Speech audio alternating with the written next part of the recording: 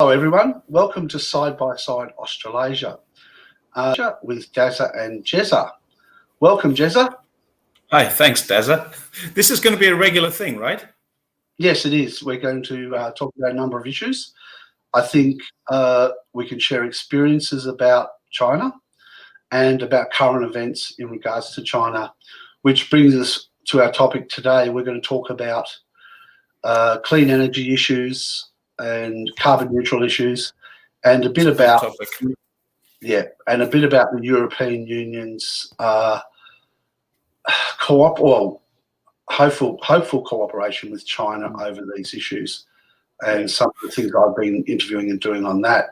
But from a local level, and that's what I want to hear about too, is from a local level, I'd like to hear from you, Jezza. You're on the ground there, on some of the initiatives that are being taken in China, and also how they are viewing going into new clean energies and becoming carbon neutral. Okay, so before we get going, let's just clarify this one thing. This is Side by Side with Dazza and Jezza on China. We might mention other countries, but basically you've got knowledge and experience living in China, and I'm living in China.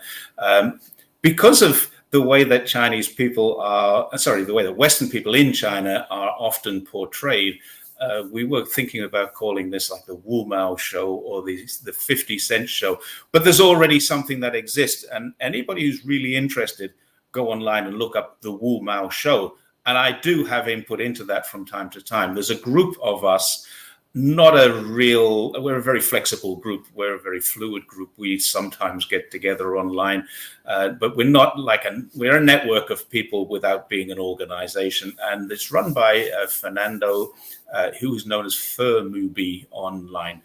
And those guys are, including myself, are all very, very experienced China livers or China watchers, geopolitical people.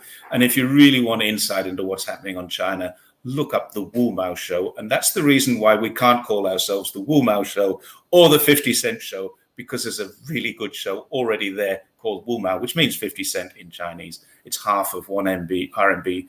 And apparently it's what people like me get paid for every comment that I make on Chinese news. If I make a positive comment, I get 50 cents for doing so. I don't, but I wish I did, because I'd be quite wealthy now.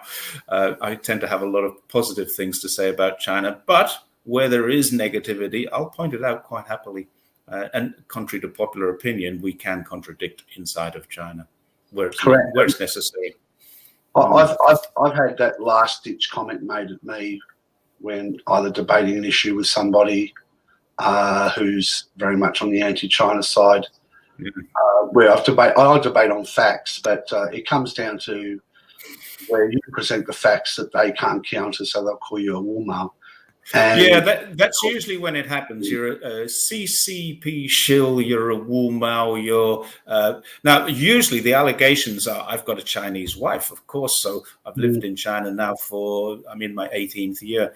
And so what happens is these guys, when I give them irrefutable evidence, which has been established usually by academics outside of China, because although I do use Chinese sources when I'm researching something, I do use Chinese sources, I always try and find a Western source for the same information, because no one believes what comes out of China. Only 4,800 people died of COVID in China. Yeah.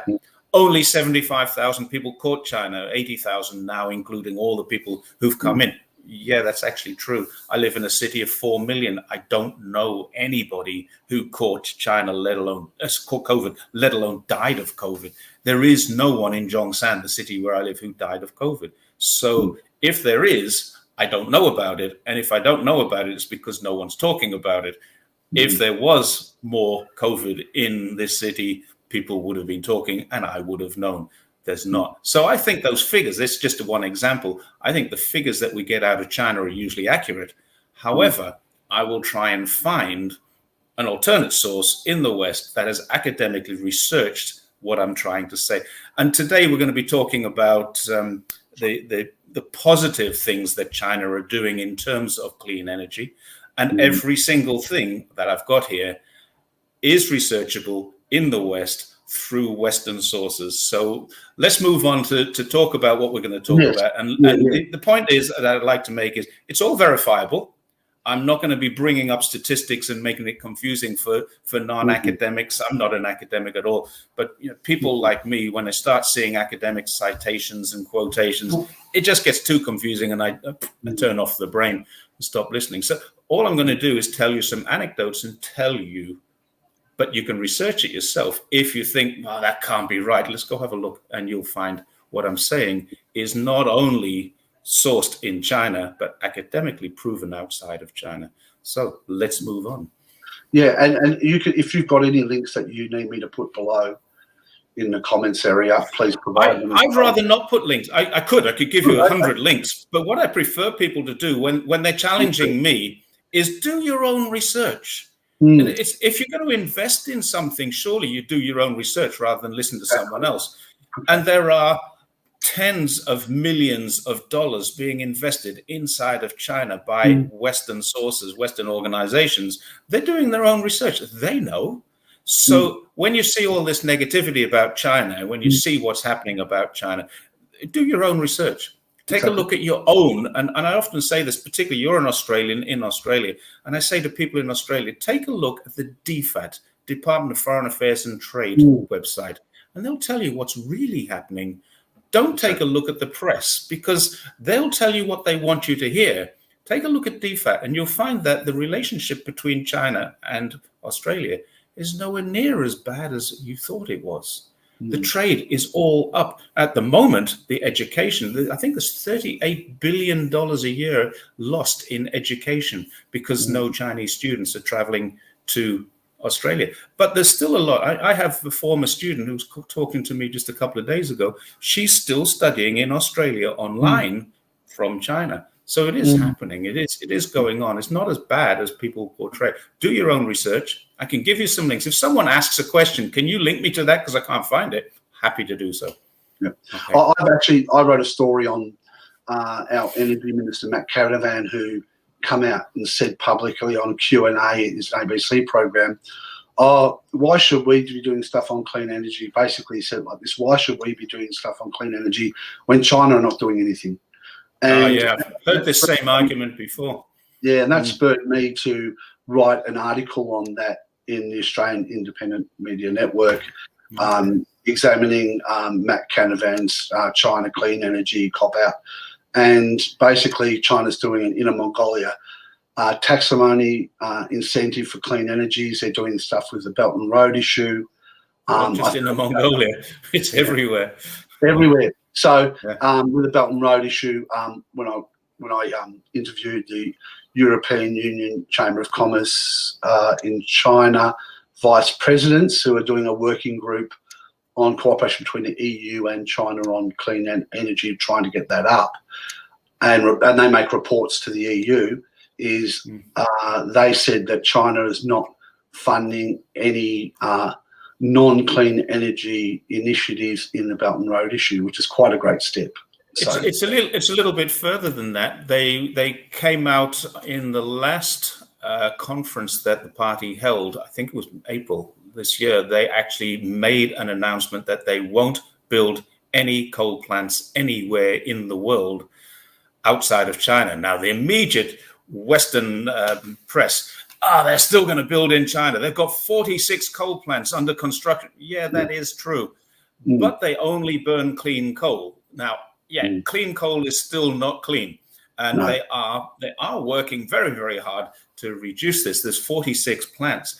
But the fact is, they're producing 40% of the world's manufactured products. That's now, right. If America is the biggest polluter in the world, there's no question about it. It has 1/3 the number of people of China, whereas China has 1.4 billion people and produces 40% of the world's goods.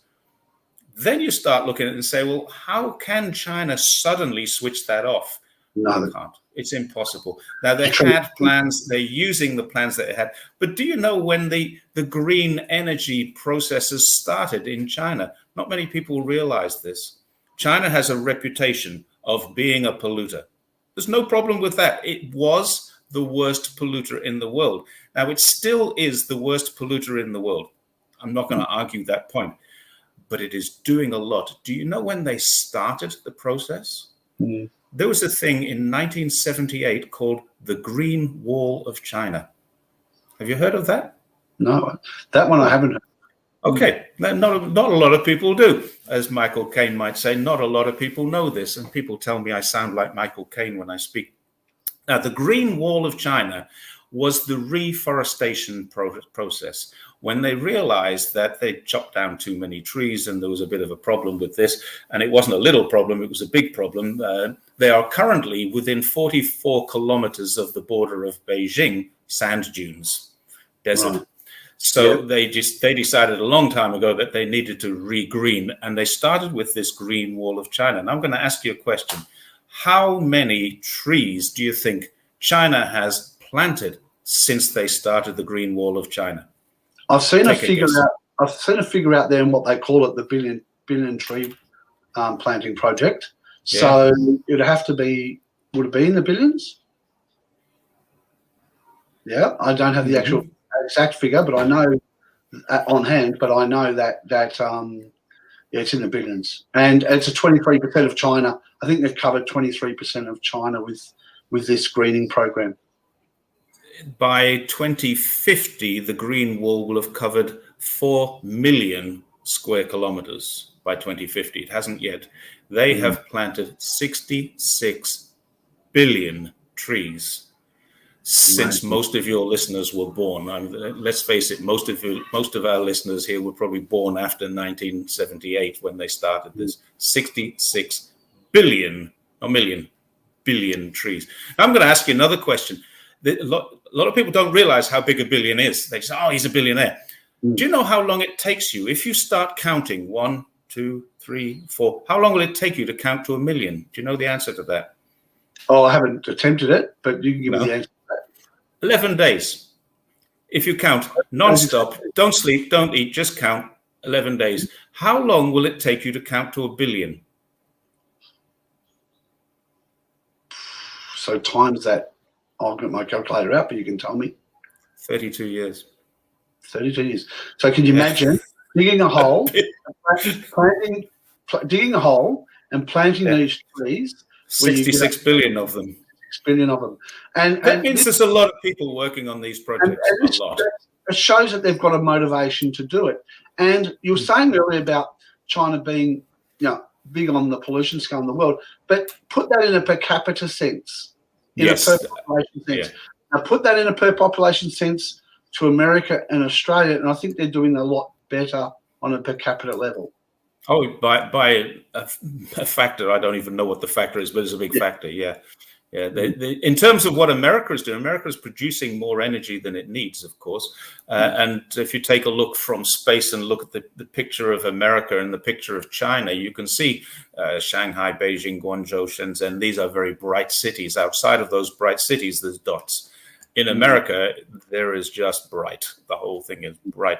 Take a look at if you get an opportunity to look at the world aviation map. This is really interesting to watch the world aviation map, where all the planes, you can see them moving around. In America, it's like ants. There's thousands of them. In China, you see some planes, and there's quite a lot because there's a lot of people moving around. The Americans don't catch trains because the trains are too sluggish and slow. They catch planes, so they have to have, for the 300 million people who want to fly, they have to have lots and lots of planes in the air. And China has done something with high-speed rail. And of course, every single thing comes at a cost. And every single article that I read in the West immediately says, but at what cost? China's got 38,000 kilometers of high-speed rail, but at what cost? China has got 66 billion trees, but at what cost? Now, the cost of the trees is an amazing thing that you probably wouldn't think about too much. There's a shortage of water. So planting trees is causing problems with water supply. There's a cost. However, we live on a planet that is 70% water. There are ways that we can overcome that. Desalination plants, you've got them in Australia, they're in the Middle East, they're probably in China too. So it isn't such a big cost. China is putting up wind farms, huge wind farms, but at what cost? Those wind farms actually change the ecology of the environment. They don't pollute, but they do change. That would be a form of pollution. People can say, well, there's a negative to that. And this is what I find when I research anything like this, and I've been looking at things like this, there's always, at what cost? And it's quite irritating to watch this. You can't see a positive report about what China is doing without the negative that associates with that. If the same thing, America in solar panel, America is the second biggest in the world with, I think, 118. Sorry, this is wind power. America is the second biggest in the world with 118 gigawatts of wind power in the United States. The United States and China are roughly the same size, very, very close. If you take Alaska off America, or you take Hawaii off America, or you take Hong Kong and Macau off China, one is bigger than the other one. They're that close in terms of the geographical size. Wind power in China, 282 gigawatts and increasing every single year. America plans to put another 18 gigawatts in next year. China plans to put another 60 gigawatts. They're always bigger, always more of them. So in terms of what they're doing, who has the longest and biggest dam in the world? It used to be America with the Hoover Dam. Now it's China with the Three Gorges Dam. Did you know how much the Three Gorges Dam does? 22.5 gigawatts every year. But at what cost? There was a lot of people had to be rehoused, and there was corruption and there was problems, which is why many people don't realize this. The city of Chongqing, which used to be part of Sichuan, suddenly became a municipality of 32 million people so that it could manage this without going through provincial government coffers, and some of the money was getting siphoned off by corrupt government officials at every level. Yes, at the lowest village level all the way up to the provincial head. Corruption's everywhere in the world, and you can't just put a monopoly on one country on dealing with issues of corruption. We just had the New South Wales Premier in Australia resign. Saw that, yeah. ICAC are doing a corruption investigation on her. And it's for an issue what we call pork barrelling, which apparently is when you're throwing money into it. You're not throwing money into areas of need. You're throwing money in areas where you want to pull votes out of. It's like a form of bribery. And Gladys Berejiklian, who's New South Wales Premier, was caught on the phone with one of her members of Parliament. She had a personal relationship with Darryl Maguire, saying, oh, with Wagga Wagga, we need to build this, because I want to get votes. She goes, I'll throw money at it. Just throw the money at it. Yeah, and so she got caught. You mentioned ICAC, and some of your listeners wouldn't know what ICAC is, the Independent Commission Against Corruption or Crime? I'm not sure. Corruption. Corruption. Okay, so you have an ICAC in every state of Australia and territory, right? Yeah, we have a federal ICAC that can cover every state. You don't have a federal ICAC. Sorry, state ICAC in every state. Yeah, you don't have a federal ICAC. So apparently it's okay for your federal government to be corrupt, but not your state government. That's a point. Sorry, I remiss. Yes, we do have it on the state level, but the federal government has been very slow and doesn't want to set up any real independent ICAC or investigation on corruption in the current federal government. I think you're being very polite there when you say they've been very slow. They haven't done it. That's not slow. They've been resistant. That's right. That's a very different thing to going slowly on this. They haven't done it. Resistant. And after 120 years of federation, you don't have an independent body to stamp out corruption. I can assure you they do in China. And that's why there's been a lot of capturing of corrupt officials, and some of those people are corrupt officials and corrupt business people, and some of those people have escaped to Western countries and said, "Oh, poor me, I'm being persecuted by China." When in actual fact, they're most likely they're up on corruption charges. Getting back to our discussion, clean energy. So all these initiatives from China that they're doing with clean energy, the trees, everything in the will is there to do it, and that's not just the will. They're throwing money at this at the same time. Lack of political will from our Prime Minister Scott Morrison to get onto this, where the Glasgow conference has come up on tackling climate change, where he for a long time said he's not going, he doesn't want to, be on that, and when the Queen and when Prince Charles chastised him on the media in their polite way about it, he decided to bow to them and do something. And then so he says, I'm going. So he's like that young kid who hasn't done his homework, and at the last 2 years he's got to catch up to have something to take to Glasgow. And he come out with his little blue book. I saw the brochure, yeah. 4 pages or 3 pages, I know, it was very thin little book on his plan. And the media's looked into it and said, there's nothing new here. It's just statistics, and it's just what we what's the policy? What's the strategy?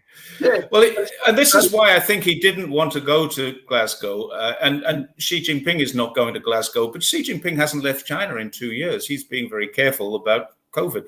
And Glasgow, Scotland, is the worst country in Europe.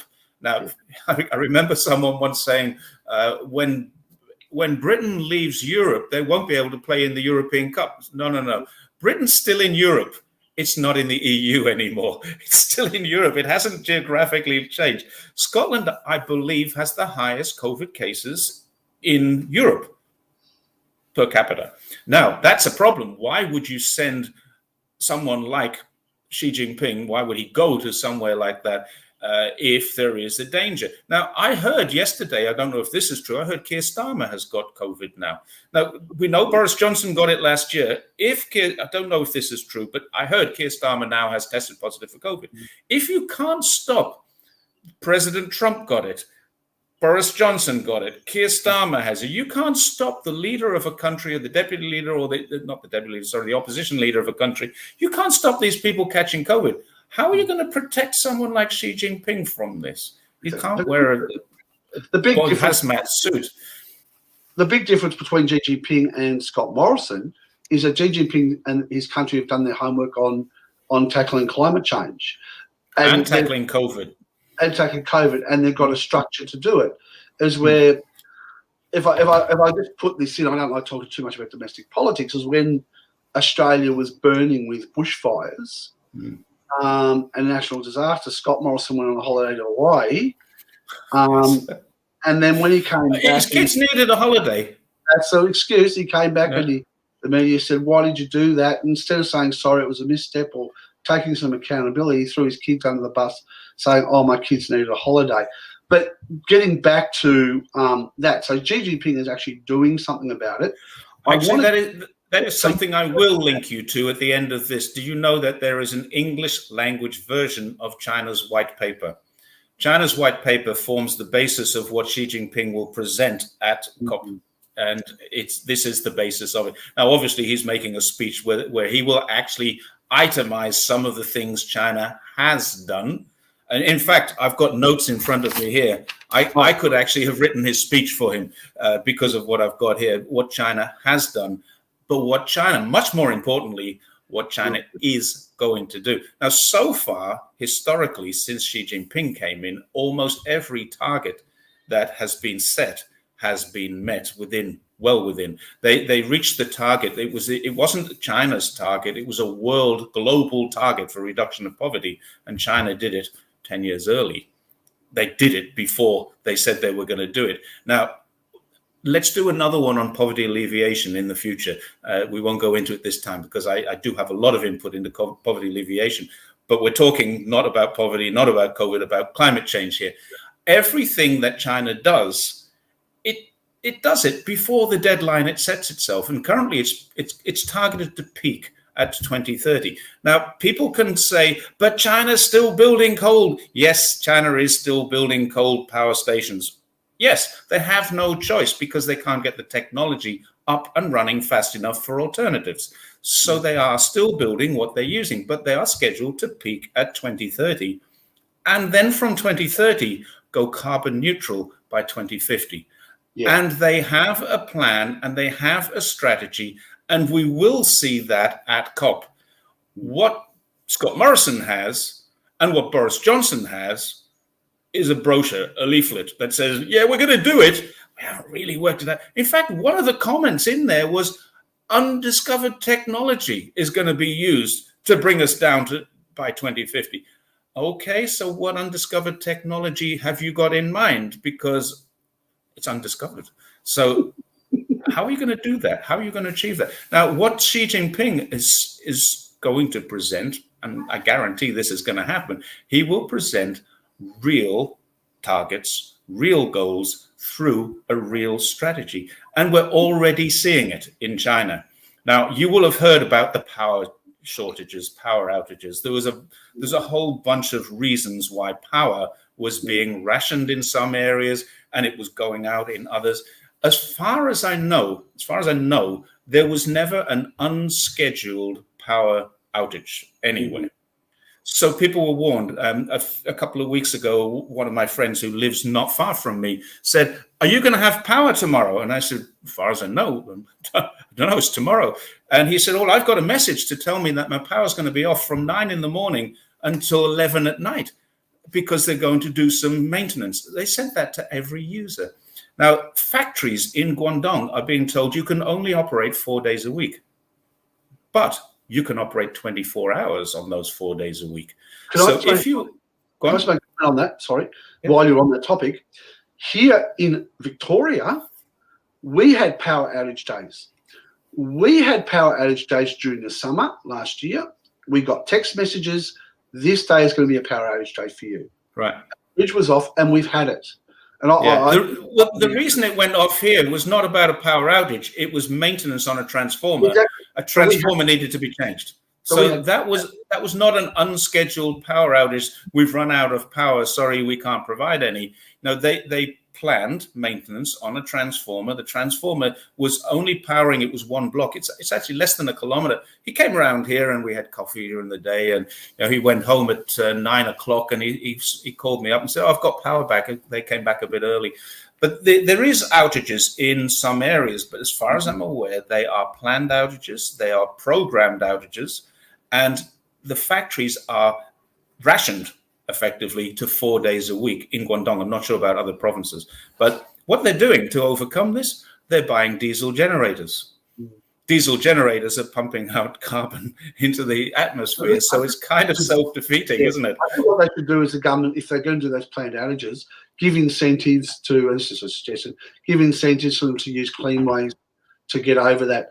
And I think there's probably some areas where in this transition, they will be probably coming up with some new ideas of how to do that and how to make that transition from, and look, Europe, I was going to say, Europe has done well. Spain has closed down their last coal plant, but they're a smaller country, smaller population. Without the pressure. Spain's not a small country. I've driven across it. I can assure you it's not small. China. Yeah. Okay. So, so in that regard, there's some more work China's going to do. But the one thing they're doing is saying, we will peak it at 2030, like you said. We're giving you managed expectations, not Scotty from marketing, who's our Prime Minister in Australia, who says he's going to do things, the checks in the mail, and they don't happen. But they're managing expectations. Like 2030, we will do this. And then up to then, and I think they got the 2060 target from there, we will do this. And Europe's is 2050 target because so they're doing that. And the main thing is that I want to get into is this issue, and I'll talk about it for a minute, is the cooperation between Europe and China. They are on the same landmass, as I've mentioned to you before in other discussions. Carbon emissions don't have a passport. No, move travel through the air. Yeah. So continental Europe and China need to really cooperate on a joint effort, and with the Belt and Road Initiative and other things. The sticking point like there's normal little sticking points that you can sort out about structures and logistics of how you put things in place with clean energy in China and on the Belt and Road Initiative. Those things you can work through. But the major sticking point is that the European Union have not signed the comprehensive agreement on investments. I'm going to get into this because China had a response to some of their member people or their member states people who were calling for sanctions against China on Xinjiang, and were doing those accusations about abuse in Xinjiang, which you and I have gone into, and we know a lot of those have been debunked, those claims, and there's no real evidence. And I sent an email because I did a interview with the two vice presidents from the European Union of Chamber of Commerce in China who are setting up working groups in China on clean energy to advise the European Union about cooperation.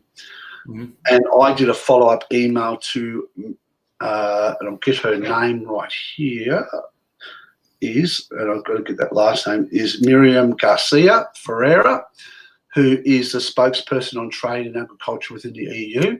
I sent her an email asking a basic question, was that she sent me an email first as response to my email saying that it is regrettable that China's taken action on these individuals, or a response, I call it not reaction, a response to these individuals, and alluding to that's the fact why they can't sign the comprehensive agreement on investments with China. So I put back to her and I sent her one of my articles blog articles, which I, like yourself, we debunk a lot of these issues.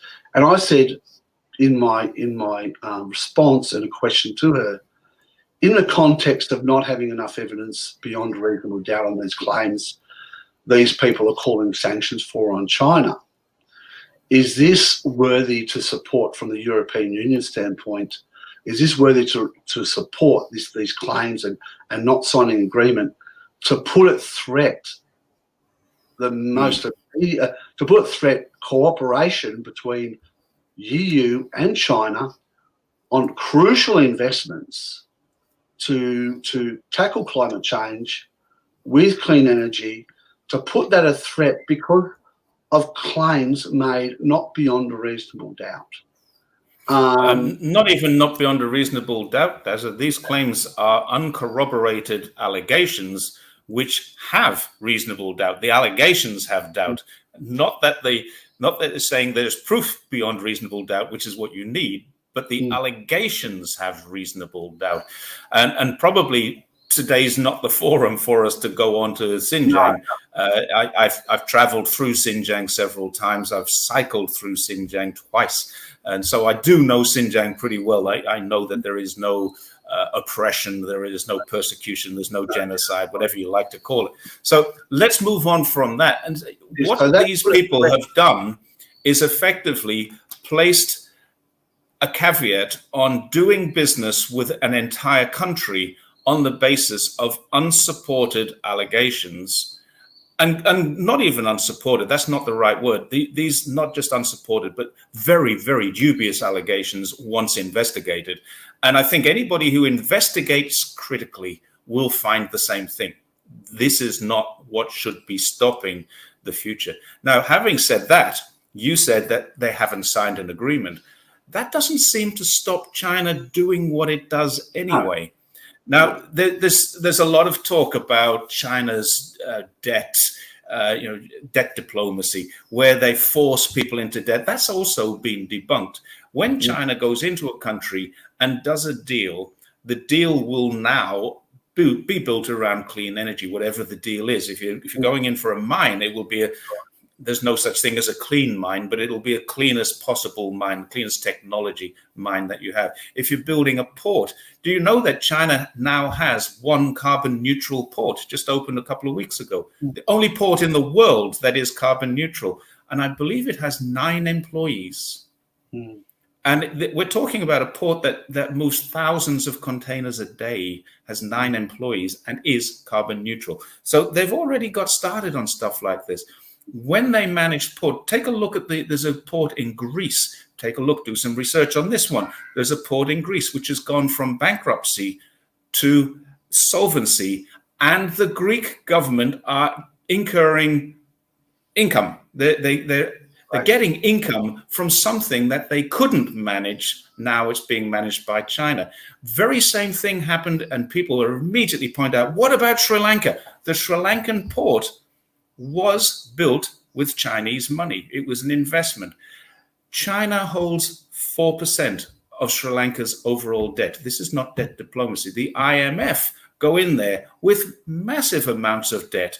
The International Monetary Fund and the World Bank are locking Sri Lanka into political changes in order to manage their debt. China just says, okay, well, since you can't pay that debt, we'll take over the port and we'll lease it from you. We will pay you a fee so you can pay the debt. Sri Lanka is actually better off with China managing that port that China built. Now, you could talk about that's China's expansion, but it's not military at all. There is no military capacity in that port. It's a port that takes containers, and Sri Lanka can now become a container hub. So ships going in there can drop off containers. Other ships can pick up containers and go somewhere else. China becomes what Singapore and Hong Kong used to. Sri Lanka becomes what Singapore and Hong Kong used to be for the Indian subcontinent. It's a good thing. It's a positive thing. All of these debt diplomacy traps or debt traps have been debunked because what China is.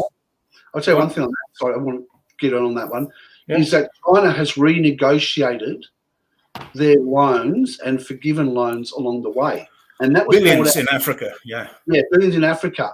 And we forget that. The IMF or the World Bank have hardly ever done that. I don't think at all. In fairness, there's been some debt relief. My thing is, I think they did it once, but you might be able to correct me on that. I've seen they have done it. I'm not sure how many times. I haven't researched it, but there has been debt, particularly with COVID. What we now call the global south, which we used to call the third world. If you take a look at where the third world and the global south are, they are the poorest countries in the world, and they're mostly in Asia, Africa, and South America. Mm. And with the exception, I think, of one country, Thailand, every single one of them has been colonized by a Western power. Now, if that's the case, the Western powers, I want to ask, let's put a little scenario here. France has no gold inside of France. There is no gold resources inside of France. Yep. Yet France is the third biggest holder of gold reserves in the world. Mm. How is that possible when the countries that it managed are poor, desperately poor? Guess which country has the 10th largest gold reserves in the world? Mali. Who was the colonial power in Mali until the 1960s? France. What's France got under its central bank? Massive reserves of gold. What's Mali got? Poverty. Exactly. Something went wrong there. So don't come and argue, and you won't, but other people will come and argue. But debt. Don't do that to me, because I will throw back statistics that prove the world is better off with China and is worse off with colonialism. Always. And every country's got debt. But what we're talking about a lot is the immediate threat of climate change. Now, with China saying that we will invest in clean energies in the Belt and Road Initiative, that's a massive, great opportunity for, and I want to talk about this, is a massive, great opportunity for Africa. It's a great opportunity for all their Belt and Road countries.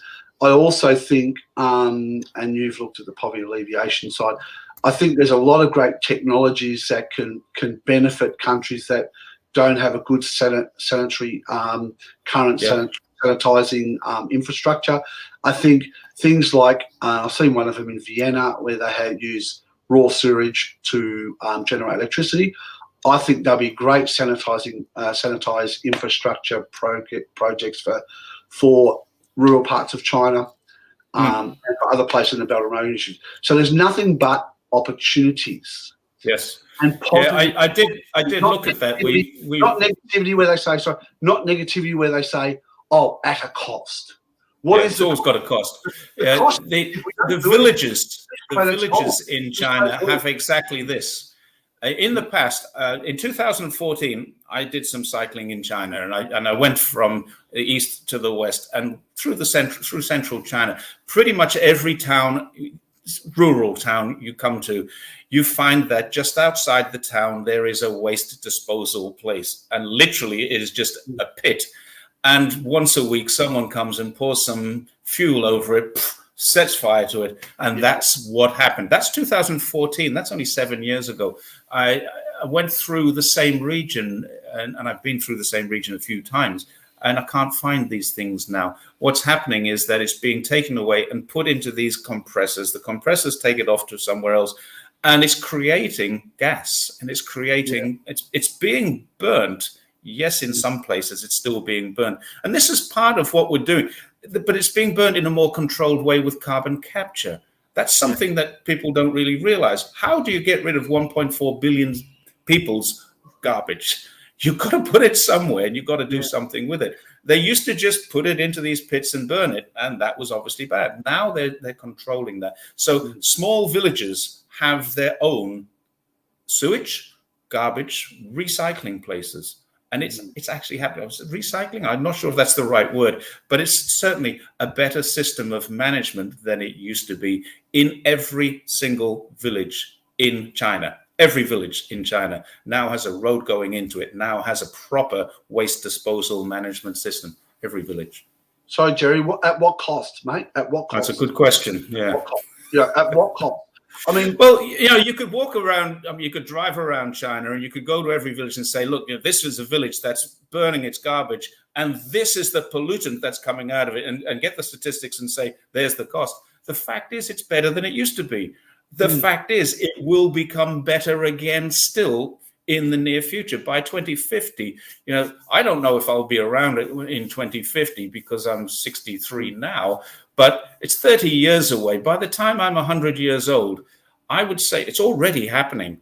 Blue skies everywhere. I look out now, out of my window. It's bright, it's sunny, blue skies. When I came to China in 2004, I can remember I'd been here for 3 months, and I was heading back to Australia for, I arrived in October, and in February, I had a month's holiday with Chinese New Year, so I thought I'll go home. Back then, Australia was still home to me. It's not now. But I remember talking to the principal of the school I was working. He said, I'm really sorry that you haven't seen much sunlight. It's been overcast all the time you're here. And I looked up, it was overcast. Is that the word you use? And we were breathing in fumes that tasted of lead and metal and poisons. And it really was, 2004, a very bad environment to live in. Now, blue skies everywhere. Even Beijing has blue skies. I know it's a change because I was in Beijing about 2007, and it was smoggy then. But then I've been back, and it's improved. And the whole thing is, but we've got to see positive opportunities. Okay. Running down China at what cost, and all this stuff is not going to help tackle climate change on a cooperative level around the world. And that is why my point in the question to the EU was, you allowing this issue to get in the way of one of the biggest threats that we've got in the world in cooperation, joint cooperation, which could bring down the CO2 emissions greatly.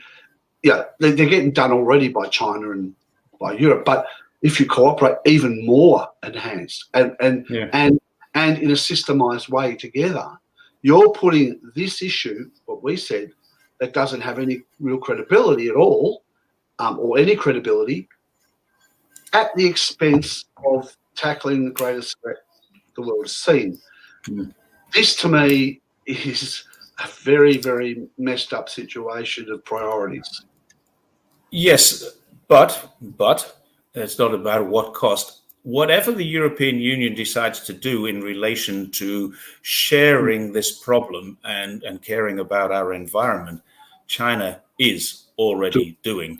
So I hope that this next few days with the COP thing going on, once people start to see that China not only has a goal, but it has a strategy to reach that goal.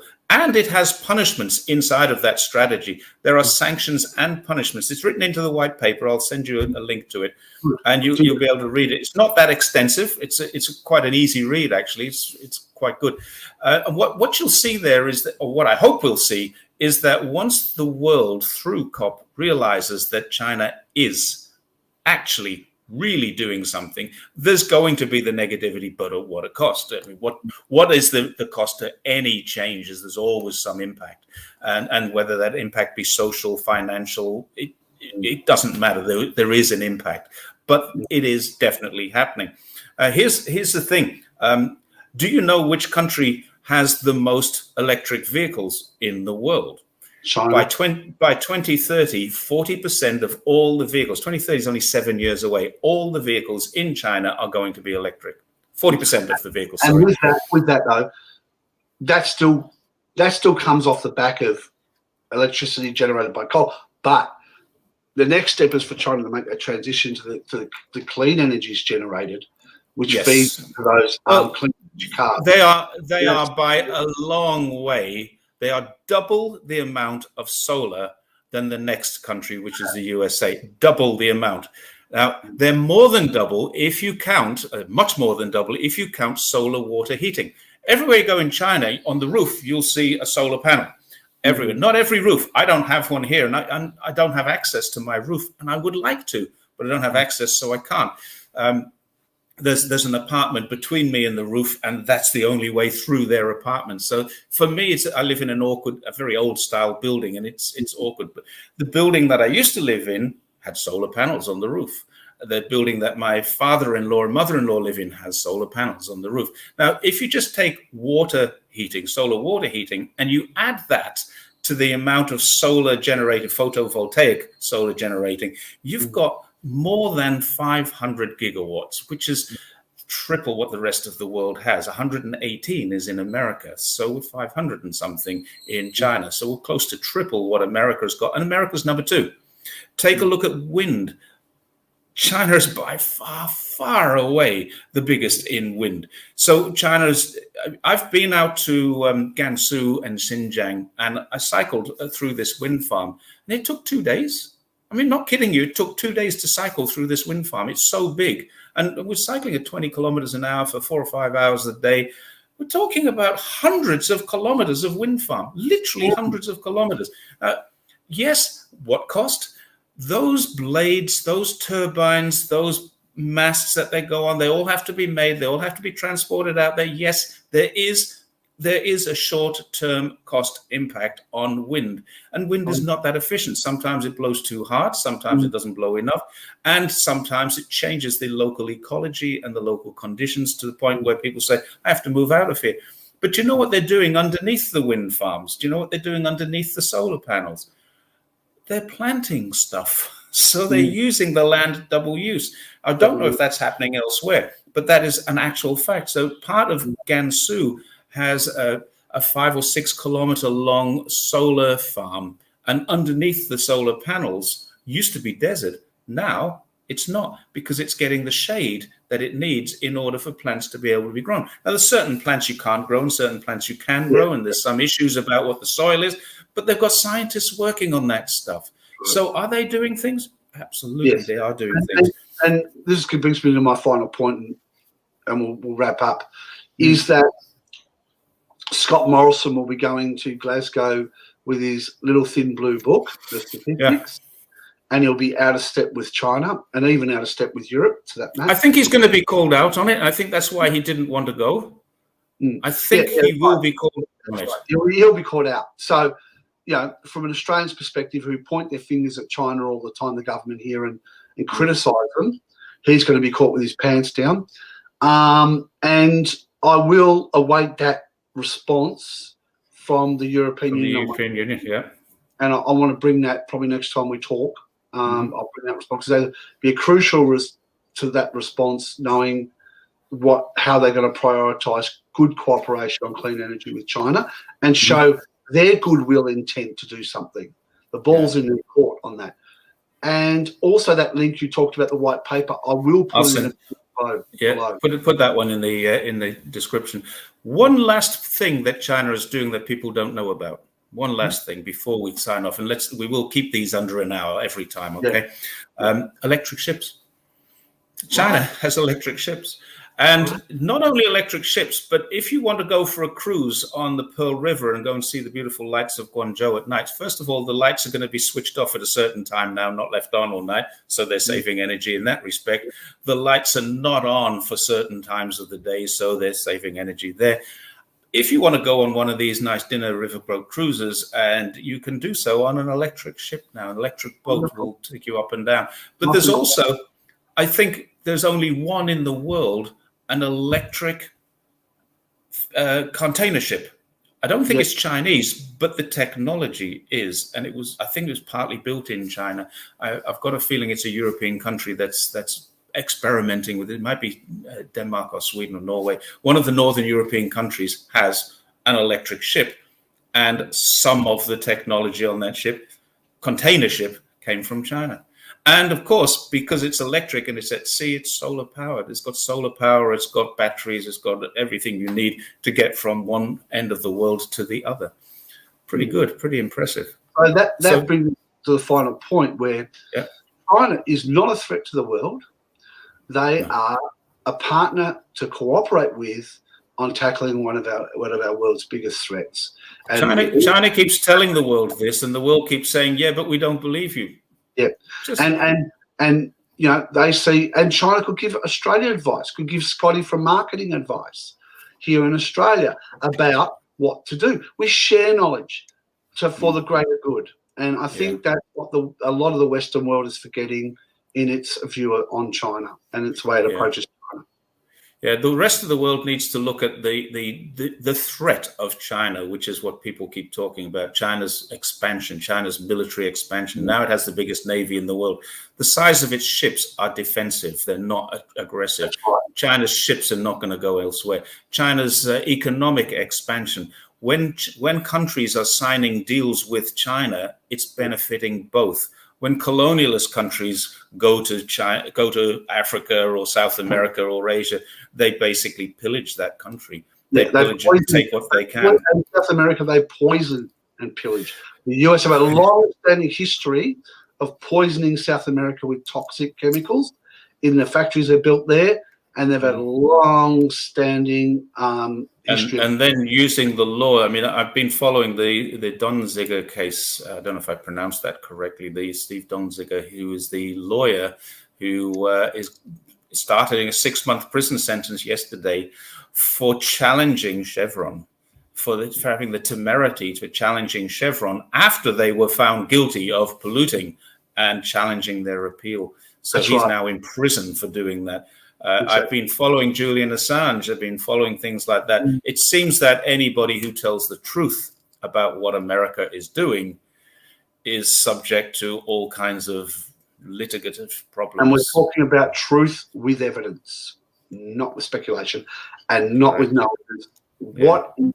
And that is what's stopping, and we'll wrap it up now, I think. That is what's stopping the cooperation between the EU and China on one word. Evidence. Evidence. We have evidence that China is doing great things. People don't have evidence that China is doing evil things. Evidence is the word. That's the word of the day. That's a great way to wrap it up. That great word. Yeah. All right. Thank you, Jezza. No problem, Dazza. It's great to catch up with you again, and we will be doing this regularly. It's going to be fun. And can people support us? Hit the subscribe button. Yeah.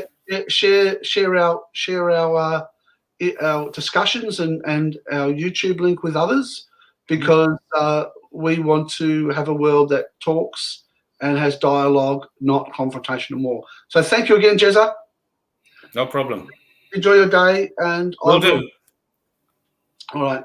Bye, mate. Bye-bye.